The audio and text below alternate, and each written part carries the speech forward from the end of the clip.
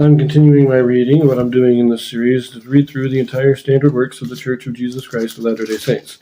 This consists of the Bible, the Book of Mormon, the Doctrine and Covenants, and the Pearl of Great Price. I'm reading in a chronological order of events, not according to publication or volume, so I will be skipping around a bit as I move along. Right now, I am in 2 Samuel. This is chapter 4. 2 of Saul's captains slay Ishbosheth. They take his head to David, who has them slain for killing a righteous person. This is an interesting story, but just remember, at this point, Ishbosheth, the son of Saul, is king of Israel, primarily north and west. David is king only of the tribe of Judah in the south. They've been at war for 5 or 6 years. At least, 7 maybe. Abner was the captain of Ishbosheth's host, but due to a false accusation, he went to join David. He's bringing the rest of Israel to join David to make David king, but he was just murdered by Joab. So here we go. 2 of Saul. We already read the heading. Let us start verse 1. And when Saul's son heard that Abner was dead in Hebron, his hands were feeble, and all the Israelites were troubled. And Saul's son had 2 men that were captains of bands. The name of the one was Baanah, and the name of the other Rechab. And the sons of Rimmon, a Beerothite of the children of Benjamin. For Beeroth also was reckoned to Benjamin. And the Beerothites fled to Gittaim, and were sojourners there until this day.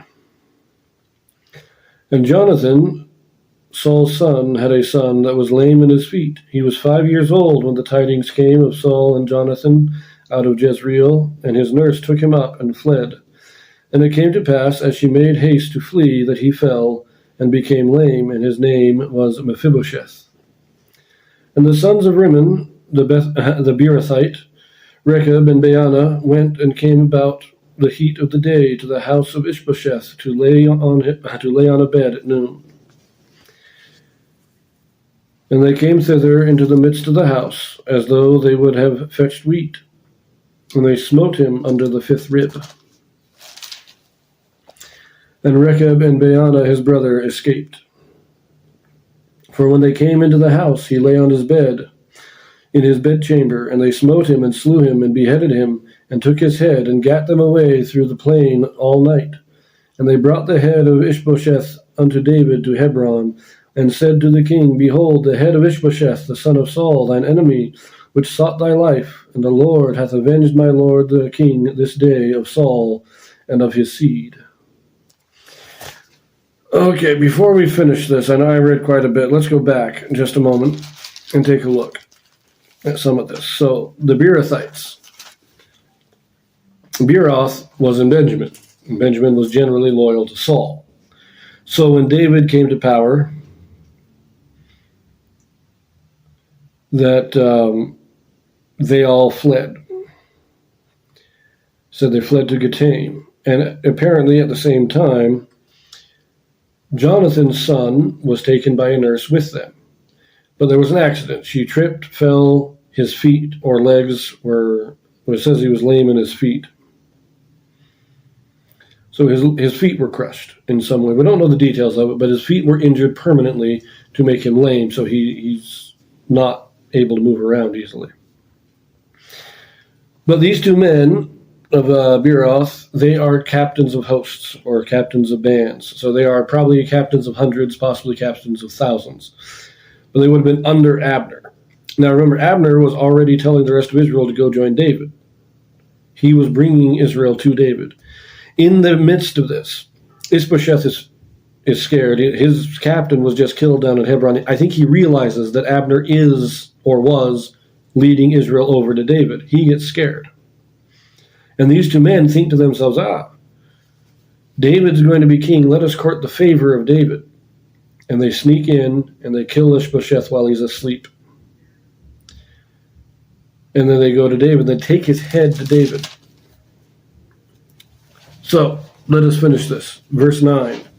And David answered Rechab and Baanah his brother, the sons of Rimmon the Beerothite, and said unto them, As the Lord liveth, who hath redeemed my soul out of all adversity.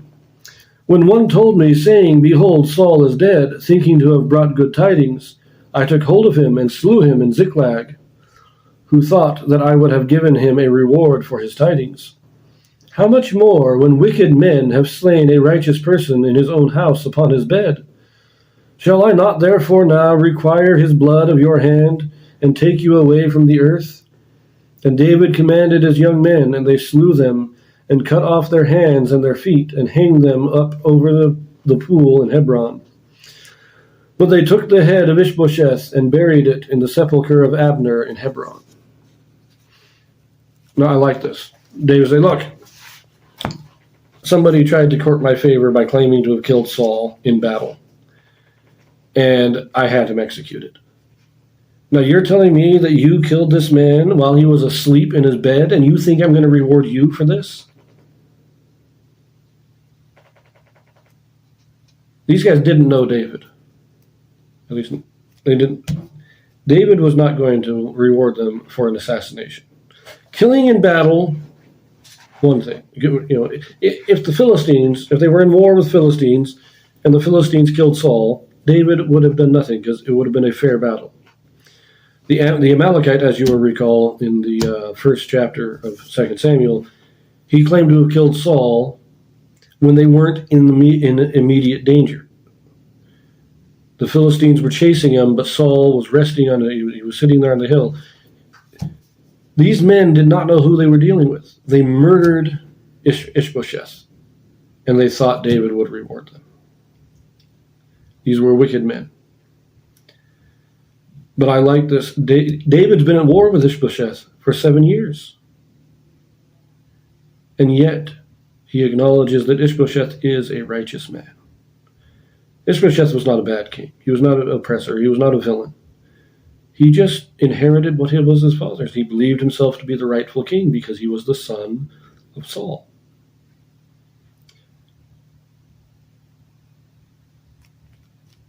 And even though David was, there was the war, but again, I don't even think that they were constantly at war. I don't think they were fighting every day or even every month or even every year maybe. There was just an animosity. There was a conflict between the two.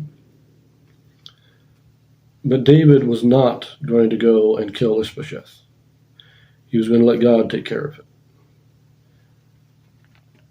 And it is kind of funny also, these guys do claim that this was the work of God, that God delivered them.